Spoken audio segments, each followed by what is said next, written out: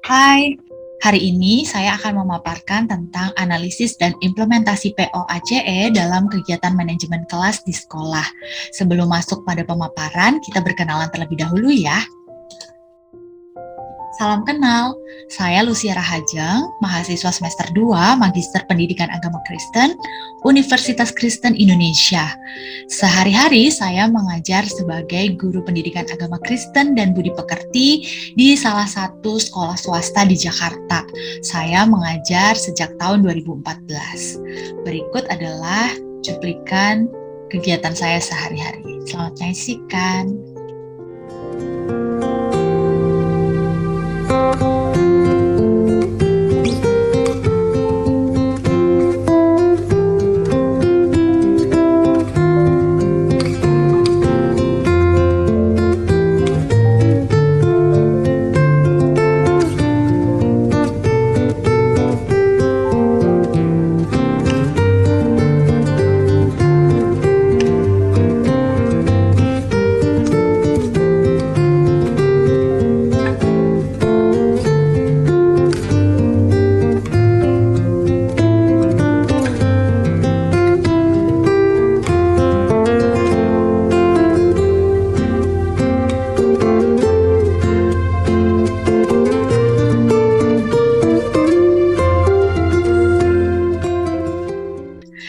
Dalam pemaparan kali ini, kita akan membahas mengenai 3 hal. Yang pertama adalah analisa kasus, bagaimana mengelola kelas dan itu sangat berpengaruh terhadap proses pembelajaran.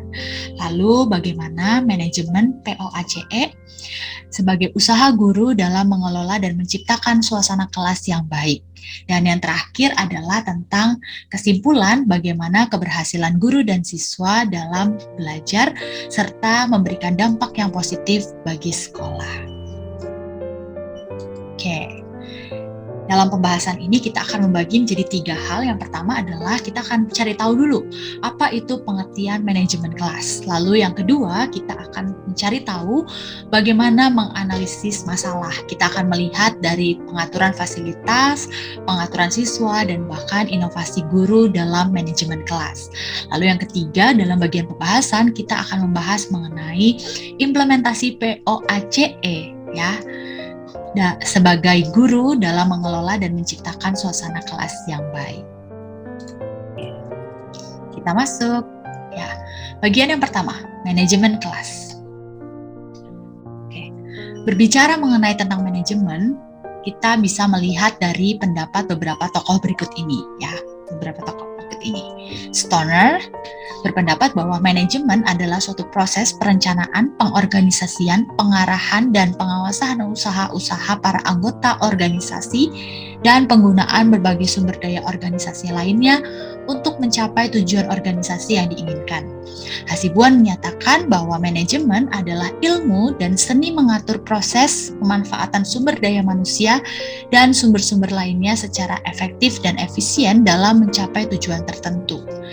Siagian mengemukakan bahwa manajemen adalah kemampuan dan keterampilan untuk memperoleh hasil dalam rangka pencapaian tujuan melalui kegiatan orang lain. Herujito berpendapat bahwa manajemen adalah pengelolaan suatu pekerjaan untuk memperoleh hasil dalam rangka pencapaian tujuan yang telah ditentukan dengan cara menggerakkan orang-orang lain untuk bekerja. Jadi dapat kita simpulkan berdasarkan pendapat para ahli tersebut, manajemen adalah sebuah proses penataan dengan melibatkan segenap sumber daya yang potensial, baik yang bersifat manusiawi dan non-manusiawi dalam rangka mencapai tujuan yang telah ditetapkan secara efektif dan efisien. Oke, kita akan membahas yang selanjutnya pemahaman tentang kelas. Pengertian secara luas, pengertian secara umum dari kelas adalah sebuah tempat yang dapat digunakan atau diakses oleh guru dan siswa untuk melakukan pembelajaran yang tidak dibatasi ruang dan waktu. Ari Kunto berpendapat bahwa kelas adalah sekelompok peserta didik yang pada waktu yang sama menerima pelajaran yang sama dari guru yang sama. Wiani mengartikan kelas sebagai unit terkecil di sekolah yang digunakan sebagai tempat untuk kegiatan belajar mengajar. Sehingga dapat kita simpulkan bahwa manajemen kelas adalah proses perencanaan, pengorganisasian, penggerakan, dan pemantauan kegiatan pembelajaran guru dengan segala penggunaan sumber daya untuk mencapai tujuan pembelajaran yang telah ditetapkan secara efektif. Menciptakan kelas yang nyaman adalah studi tentang manajemen kelas. Karena manajemen kelas adalah serangkaian perilaku guru dalam upaya menciptakan dan memelihara kondisi kelas yang memungkinkan siswa untuk dapat belajar dengan baik. Selanjutnya, manajemen kelas berarti implikasi dari inovasi dalam bidang pendidikan bahwa ukuran keberhasilan proses belajar mengajar guru di kelas dapat mengalami perubahan, tuntutan ketertiban kelas juga menjadi berubah. Guru mengajar tanpa menyiapkan satuan pelajaran, tanpa adanya media, tanpa variasi, tanpa metode yang beragam, keadaan kelas yang tenang, tanpa aktivitas para siswa mengerjakan tugas atau melakukan kegiatan belajar demi tercapai tujuan pembelajaran, bukanlah kelas yang baik, dan itu harus dihindari. Manajemen kelas merupakan segenap upaya guru dalam mengelola kegiatan pembelajaran guna mencapai tujuan pembelajaran yang telah ditetapkan secara efektif dan efisien. Nah, kita juga akan melihat tentang tujuan manajemen kelas. Kenapa kita perlu adanya manajemen kelas? Karena yang pertama, untuk menciptakan kondisi dalam kelompok kelas yang berupa lingkungan kelas yang baik, sehingga memungkinkan siswa dapat berbuat sesuai dengan kemampuannya. Hasil belajar pun akan maksimal. Tujuan manajemen kelas yang berikutnya adalah sebagai penyedia fasilitas bagi bermacam kegiatan belajar siswa dalam lingkungan sosial, lingkungan emosional, aspek intelektual di dalam kelas. Jadi sehingga perlunya manajemen kelas untuk memperhatikan ketiga aspek tersebut. Selain itu, manajemen kelas bertujuan untuk dapat terciptanya suasana sosial yang memberikan kepuasan, disiplin, pengembangan intelektual, emosional, dan sikap apresiasi kepada siswa. Menciptakan suasana atau kondisi kelas yang memungkinkan siswa dapat belajar lebih efektif. Demikian tujuan dari manajemen kelas. Oke, selanjutnya kita akan melihat permasalahan-permasalahan apa saja yang biasanya kita dapati sebagai guru di dalam kelas. Oke, masalah dalam manajemen kelas. Yang pertama, berkaitan dengan materi pelajaran yang diberikan kepada siswa biasanya terlalu tinggi atau sulit, sehingga tidak bisa diikuti oleh seluruh siswa. Oleh sebab itu, diperlukan penyesuaian agar siswa dapat mengikuti kegiatan belajar dengan baik. Yang kedua, alat, media, bahan, tempat, biaya akan memungkinkan siswa dapat belajar dengan baik. Siswa yang kelihatan lesu dan tidak bergairah dalam menerima pelajaran, hal ini juga dapat mempengaruhi situasi dalam kelas. Guru yang kurang kreatif dalam metode mengajar, kurang adanya inovasi dan inisiatif, tentunya juga menjadi permasalahan yang dapat kita temukan di dalam kelas. Oleh sebab itu, pengaturan kelas, manajemen kelas sangat diperlukan karena kita dapat melihat dari pengaturan fasilitas kelas. Yang pertama, kita bisa melihat pengaturan fisik kelas berupa sarana dan prasarana yang ada di kelas agar dapat mendukung pembelajaran yang berlangsung. Kelas aman, sehat, nyaman, estetika, serta bermutu. Hal ini tentunya bisa dilakukan pada saat kegiatan belajar mengajar langsung di sekolah, bukan kegiatan belajar mengajar secara online.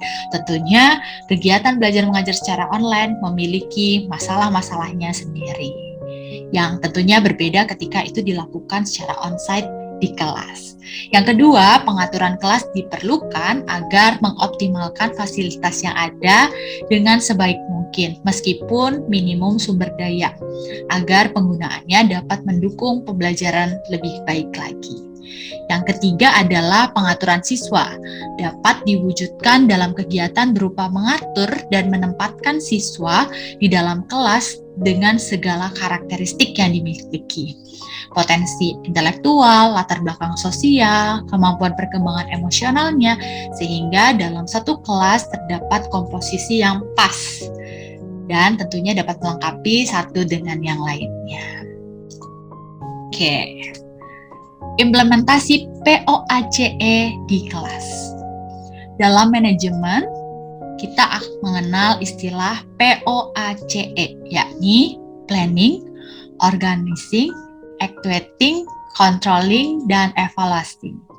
Kegiatan manajemen kelas jika ditinjau dari sudut POAC dapat dijelaskan sebagai berikut. Oke, yang pertama kita akan membahas tentang planning. Planning ialah perencanaan. Untuk mengatur kelas yang baik dibutuhkan sebuah perencanaan. Guru atau wali kelas hendaknya merencanakan program-program kelas yang konkret, baik itu rencana kegiatan harian, bulanan, semester, ataupun program kegiatan kelas selama 1 tahun pembelajaran.